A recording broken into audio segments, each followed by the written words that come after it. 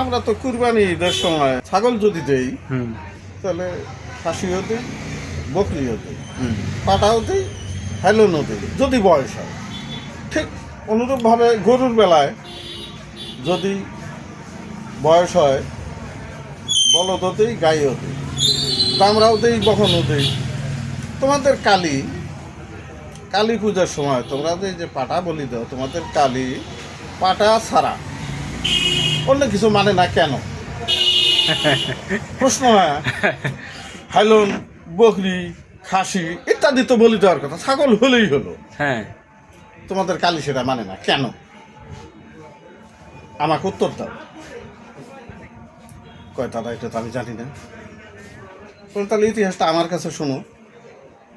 তোমাদের কালী পাটা ছাড়া অন্য কিছু কেন মানে না? হ্যাঁ, তোমাদের কালী ছিল একজন মহিয়সী ব্যক্তি, খুব ক্ষমতাধর ব্যক্তি।